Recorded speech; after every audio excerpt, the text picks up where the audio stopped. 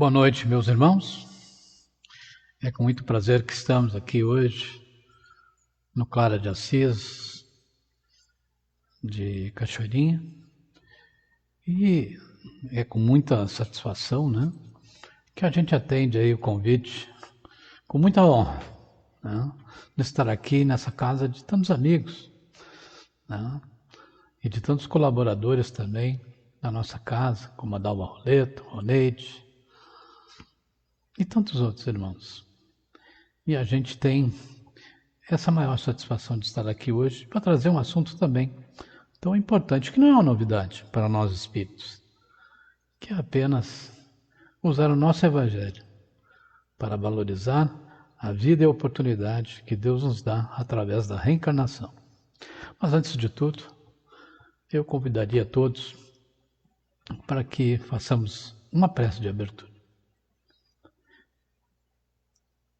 Pai amado, Jesus, nosso amigo, nosso mestre, nós te agradecemos essa oportunidade de estarmos aqui, estudando a tua doutrina, mas principalmente, Pai, angariando conhecimentos para que possamos trilhar um caminho um pouco melhor. Nós, espíritos milenares, que ainda engatinhamos na escada da evolução, aqui nesse planeta de provas e expiações, mas certamente, pela tua infinita misericórdia, pelo infinito amor que tens pelos teus filhos, que há quem trata todos por igual, certamente um dia nós estaremos alcançando a perfeição, estaremos mais perto de ti, do Mestre Jesus e de toda a boa espiritualidade que sempre nos auxilia. Que nossa noite de hoje seja proveitosa, que nosso trabalho seja profícuo e assim possamos terminar essa tarefa melhor do que começamos. Muito obrigado e que assim seja.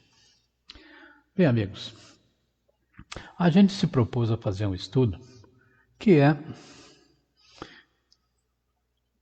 ver, né, valorizar a nossa vida através de passagens do Evangelho.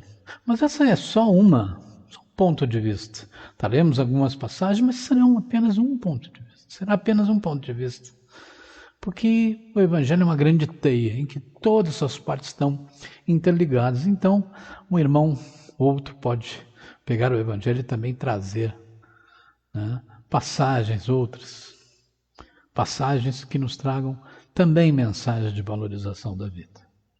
Essas foi as que eu peguei, né, na ocasião que a gente fez para a semana, né, a semana da prevenção ao suicídio. Mas pode ter muitos outros, porque o Evangelho, a gente sabe, é só abrir e a gente já tem uma infinidade de lições. Então, eu convido a todos para que a gente faça esse trabalho no dia de hoje. Eu vou trocar a tela e eu gosto de mostrar, né, o nosso roteiro. Oi, ninguém está me ouvindo? Eu estou ligado aqui, todo mundo me ouve? Recebi uma informação aqui que eu não estou.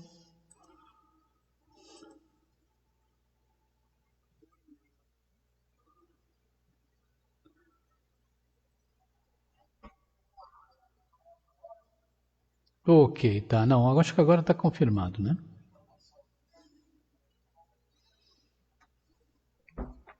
Bem, nós temos esse estudo, né, de hoje. Opa, agora vamos tirar daqui. Temos esse estudo de hoje, né? E nós começamos, né, citando, por exemplo, que lá na pergunta 919 de O Livro dos Espíritos, os Espíritos Kardec pergunta, né, qual a melhor maneira, né, de se alcançar, de traçar o melhor caminho, né, e de evitar o mal e tal. E os Espíritos respondem, um sábio volo disse, conhece-te a ti mesmo. Então, nessas questões do Evangelho, para a gente valorizar a vida, é preciso que nos conheçamos, né, também. E é preciso saber em que planeta estamos e por que estamos aqui. É uma maneira de nos conhecer, não é verdade? Então veja, já no capítulo 3, há muitas moradas na casa de meu pai, os espíritos nos orientam a respeito disso, né? Então ele diz assim, que nós precisamos dessas provas, dessas expiações para aprender pela dor. Porque nós somos ainda muito imperfeitos. Ainda não conseguimos enxergar pelos exemplos, ainda não conseguimos enxergar pelas coisas boas que vão acontecendo, né? Lições para que nos melhoremos. E muitas vezes só a dor mesmo para nos fazer sentir, para nos fazer aprender como andar na senda da evolução. E inferiores como somos ainda, nós só experimentamos até agora dores e misérias. Ainda engatinhamos, como eu disse, né? Nas escadas, né? Nas estradas da evolução. Mas chegamos lá. Não podemos falar, segundo os Espíritos nos dizem, do que não conhecemos, que são as alegrias dos céus. Então veja, conheçamos a nós mesmos. O porquê, né, de tantas misérias no planeta Terra. É porque a gente ainda não consegue ver as alegrias do céu. Ainda temos muito a percorrer nessa estrada toda aí. Seguindo, né? Continuamos no Evangelho e vamos até o capítulo 5. Bem-aventurados os aflitos. E aí nós vamos estudar agora a justiça das aflições, né? Por quê? Porque muitas vezes, muitos de nós se revoltam com as coisas que acontecem. Mas a gente sabe, depois de muito estudo, de muito aprender, que esses acontecimentos são justos e muitas vezes, aliás, na imensa maioria, causados por nós mesmos, né? Então, se nós admitimos que há a existência de Deus, ninguém pode conceber esse Deus sem o infinito das perfeições. Ele é perfeito, ele é eterno, soberanamente justo e bom. Então, não podemos conceber que ele seja, né, tendo todo o poder, toda a justiça, toda a bondade, sem o que não seria Deus, né? Se ele é tudo isso, não pode agir caprichosamente, nem parcialmente. Vai favorecer um, vai favorecer outro. Não. Ele é o Pai de todos, ama todos por igual. Então as coisas que acontecem não são fruto dos seus caprichos, mas das nossas mazelas, dos nossos tropeços, da nossa maneira de conduzir as nossas encarnações. Justas, então, meus irmãos, são as causas. Também, dentro das causas das aflições, é preciso estudar que elas são atuais e também causas passadas, né? As atuais são consequências do nosso caráter, do caráter e do proceder. E muitas vezes, eu devo ter feito alguma coisa na vida passada. Não, são coisas que fizemos ou deixamos de fazer aqui mesmo. Imprevidência, orgulho, ambição, egoísmo, limites, quer dizer, não respeitamos limites. Uniões por interesse. E depois diz, meu casamento é tão infeliz, mas não houve o amor nessa troca para essa união. Houve apenas o interesse, que passado tirou toda a utilidade dessa relação. A falta de moderação em tudo. Quantidade de excessos, né, que a gente comete. Os filhos, muitas vezes nos queixamos dos filhos, mas os filhos são tão ingratos, né? E esquecemos, né, que a educação que demos a eles, os valores que transmitimos a eles, só podem dar nesse resultado que colhemos. E é preciso, né, muitas vezes, né, e a gente o faz, e quando o faz, né, interroga a consciência, se houvesse feito ou deixado de fazer certas coisas, se não estaria em aflição. Será? Realmente, né? A gente não pode saber, mas certamente as ocasiões, e a nossa consciência sabe, que a nossa atitude fosse diferente, iria colher resultados diferentes também. Ainda dentro das causas das aflições, mas causas anteriores. Não há efeito sem causa anterior. Olha só. pode ser de vida pregressa. Como nós vemos, justas as causas, não há efeito sem causa. Então, além de poder ser dessa vida, ela pode ser de vidas passadas, que é o que muita gente gosta de falar, né? Eu joguei pedra na cruz, eu fiz alguma coisa na vida passada, né? Aquelas coisas assim. Mas pode até ter feito na vida passada, mas está agora, então, resgatando essa dívida, né? Expiando as suas faltas. A valorização da reencarnação atual. É muito importante a gente ter esse tema em vista. É a oportunidade de resgate e expiações dessa e de outras vidas. Vejo, então, mais um motivo para a gente valorizar essa vida, né? De maneira assim impecável. Porque é uma oportunidade ímpar. Como eu disse no início, né? Fruto da misericórdia e do amor infinito de Deus por nós. Ok? Sigamos então. Guardai-vos dos vossos falsos profetas. Essa também é uma questão, né, que às vezes fazem as pessoas desvalorizarem suas vidas. Não querendo assumir seus erros, não querendo assumir as suas responsabilidades, muitas vezes entregam a falsos profetas, né, que vêm com predições, com ensinamentos dúbios, né, e o que colhemos são desabores, tristezas e decepções. Porque é preciso, né, que a gente analise criticamente o que esses falsos profetas nos dizem. Então, é o que o Evangelho nos diz. Toda árvore boa não produz maus frutos.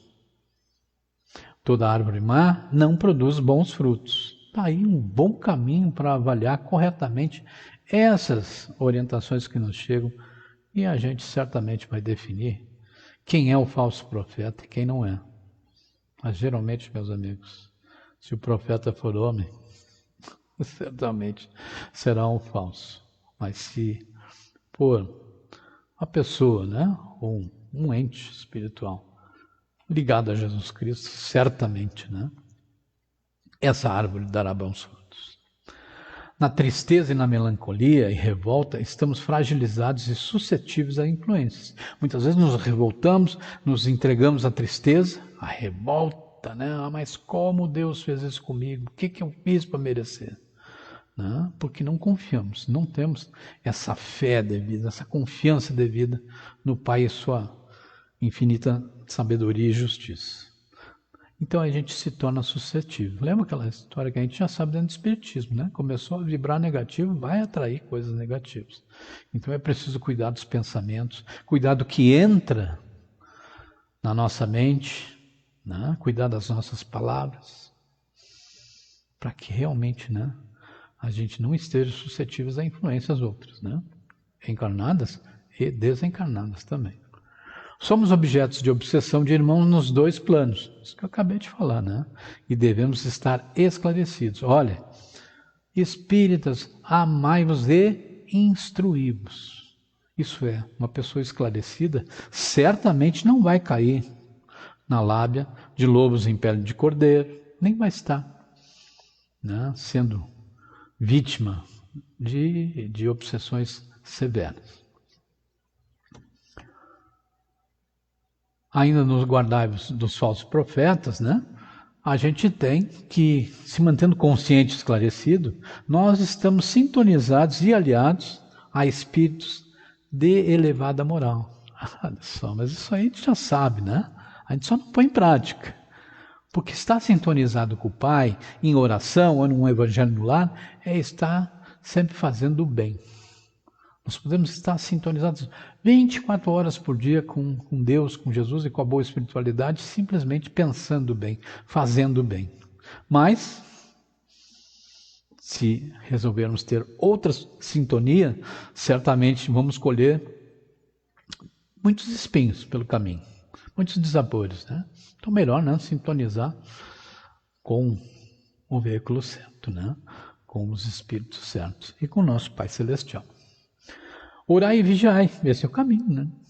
Orai, para estar sintonizado, e vigiai pensamentos, o que entra, o que sai, da nossa mente, né?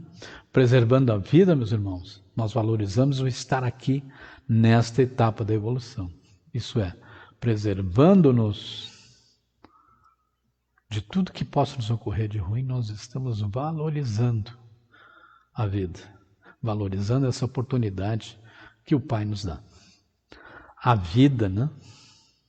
Olha só, a vida, esse corpo que Deus nos deu, essa convivência com outros irmãos e com a natureza, com tantas outras situações. A vida é esta grande oportunidade que o Pai nos dá.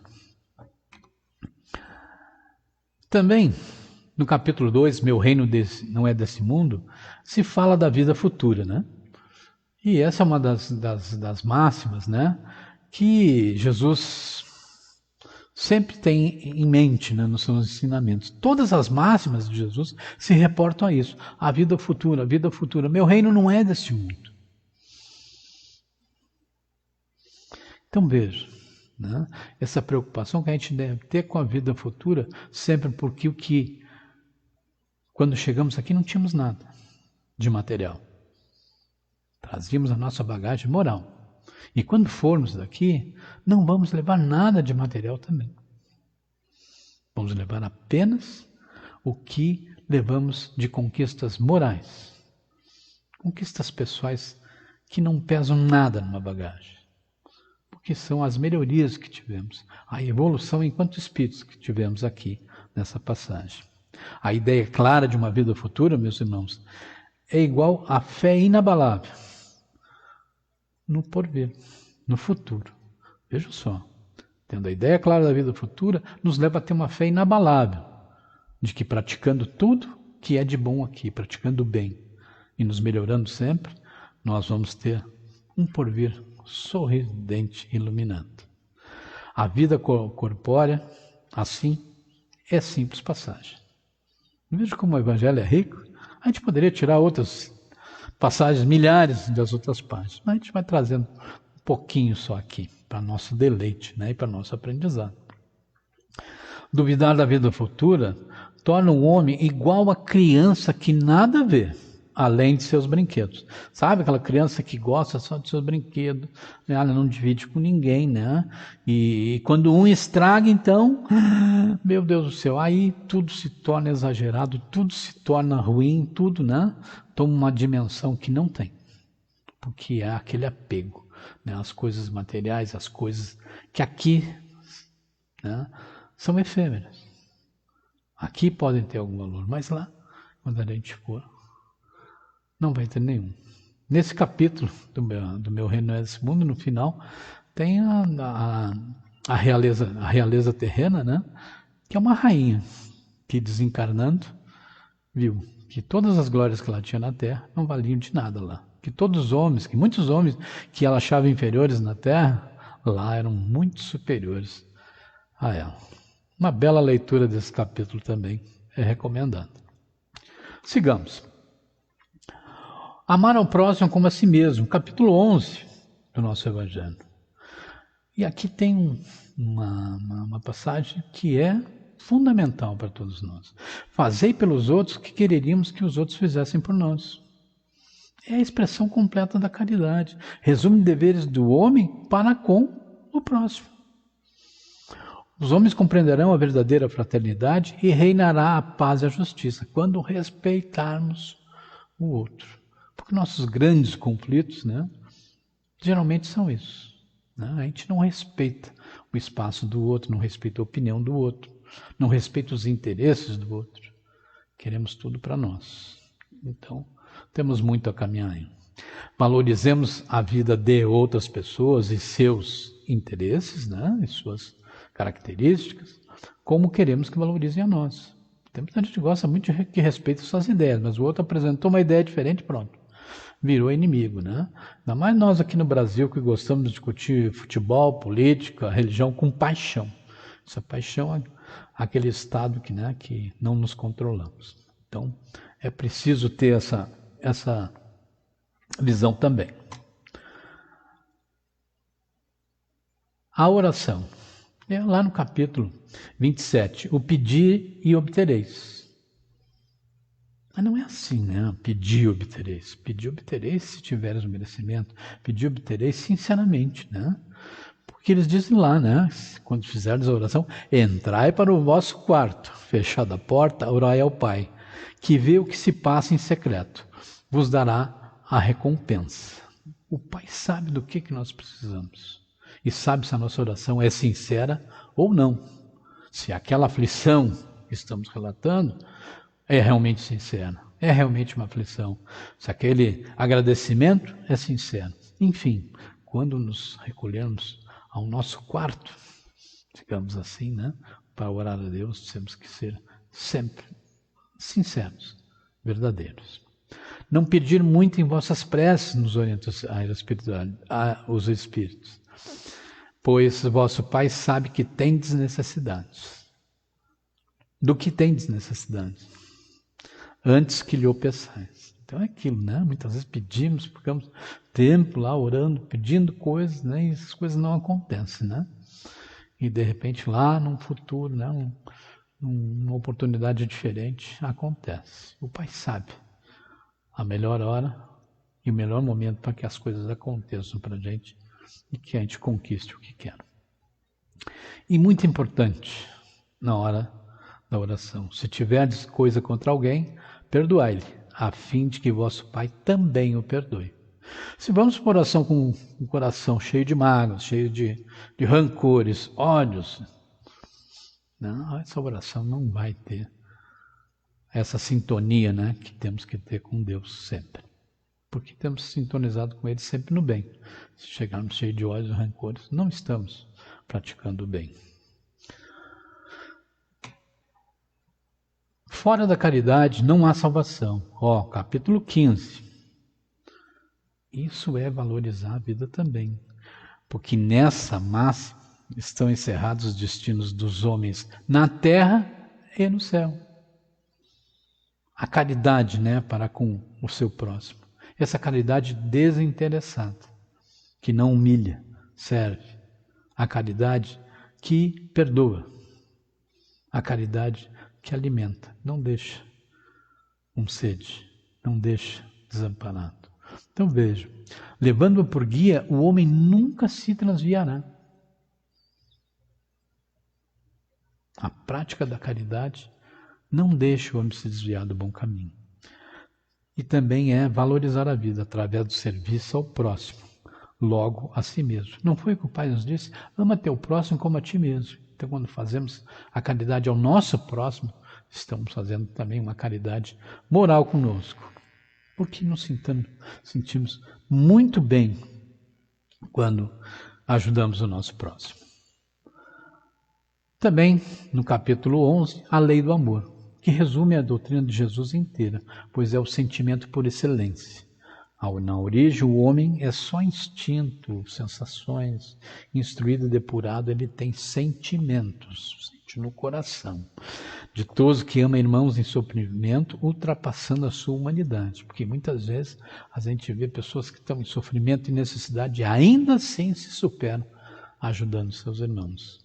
Ditoso que ama, pois não conhece a miséria da alma nem do corpo. Olha só, né? Não conhece a miséria da alma nem do corpo. Eu me lembro, há um tempo atrás, havia uma senhora de 92 anos e ela dirigia um Fusca, assim, bem junto do vidro, assim, 92 anos. E ela cuidava de um asilo de idosos. E lá nesse asilo, ela cuidava de gente muito mais nova que ela. Gente com 60 e poucos anos já tinha se entregue, já estava, né, debilitado, muitas vezes. E ela estava lá, ajudando a todos. Veja que maravilhoso, né? Superar as próprias dificuldades. O Cristo Consolador, né, o advento do Espírito da Verdade, nos diz que a abnegação e o devotamento são uma prece contínua, ensinamento profundo. A sabedoria humana reside nessas duas palavras. Elas encerram todos os deveres que a caridade e a humildade vos impõem. Caridade para com o próximo, mas a humildade de servirmos a Jesus. Não há demérito nenhum em servir ao nosso próximo. Isso é o comportamento humilde, né? Que a sabedoria reside nessas duas palavras, abnegação e devotamento. Deus dirige sublime apelo aos vossos corações por meio do Espiritismo. Escutai-o, olha. Espiritualidade dizendo que o Espiritismo, né, é um sublime apelo de Deus. Que os humildes e submissos ao Criador pratiquem a lei divina. Amai e orai, sede dóceis para com todos. Lá no Evangelho fala em determinado momento lá em afabilidade e doçura. Esse tratamento com o nosso próximo, né, que muitas vezes a gente não dispensa assim, né? Que a gente está irritado, que a gente está num momento muito assoberbado e acaba jogando no próximo, né? Não amor, mas muita agressividade. Deus consola os humildes e dá força aos aflitos que lhe a pedem. Consola os humildes e, né, dá força aos aflitos que a pedem. Porque muita gente diz, pai, eu estou passando tanta dificuldade, eu precisava tanto ganhar na Mega Sena, aí uns 100 milhões, aí já me resolvi o problema, né? Brincadeira que a gente faz, mas não é o tipo de força, né, aos aflitos que Deus vai dar. Né? Certamente a força que Ele vai dar vai ser a força moral, a capacidade de superar essas situações. Opa, voltei, né? Finalmente, meus irmãos, eu já estou quase passando aí do tempo, é preciso que a gente pense e se lembre que o jugo do Cristo é suave e leve o seu fardo. Pois que exige de nós, meus irmãos, apenas como dever o amor e a caridade. Olha só, né? Um jugo desse, né? Ele é suave e o fardo é leve. Porque nós temos apenas que praticar. É esse o jugo que ele nos impõe, que a gente pratique o amor e a caridade. Apenas isso. E a caridade, como Cristo dizia, é aquilo que os jovens sabem, todos nós já sabemos há muito tempo. É o PIP. Benevolência para com todos, indulgência para com as faltas alheias e o perdão das ofensas. Mas o perdão sincero, o perdão humilde, aquele que não humilhe a quem perdoamos. Vejam só, né? Temos muito ainda a crescer. Então, finalizando, meus irmãos, valorizemos a vida, todo dia, toda hora, todo minuto, todo segundo, através da leitura, do aprendizado e da prática do Evangelho de Jesus. Como eu disse, esse foi uma coletânea pontual. Todos nós podemos fazer as nossas coletâneas, né, de valorizar a vida através do Evangelho. Cada um colhendo uma lição e trazendo, né, para os irmãos que são necessitados. Porque muitas vezes ocorrem às casas espíritas irmãos que estão desesperançados, desesperados. E através desse Evangelho a gente tem muito a ajudar, né? Esse bálsamo que cura feridas, né, e que consola, realmente. Então, fica esse convite, né, de fazermos nós também o nosso roteiro de valorizar a vida através do Evangelho segundo o Espiritismo. Ok, meus irmãos? Bom, então, conforme combinado com as meninas da casa, nós vamos fazer também a prece de encerramento. Agradecendo a Deus, a Jesus, desculpe, por esse momento maravilhoso de aprendizado, em que, bebendo da fonte segura do Evangelho,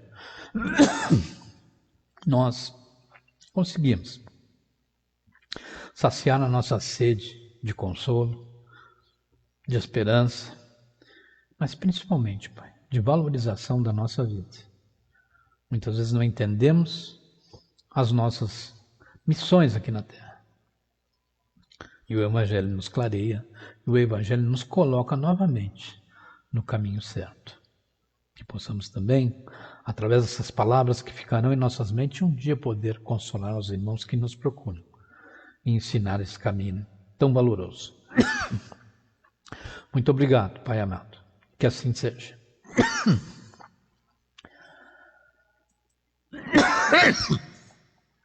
Desculpe, irmãos.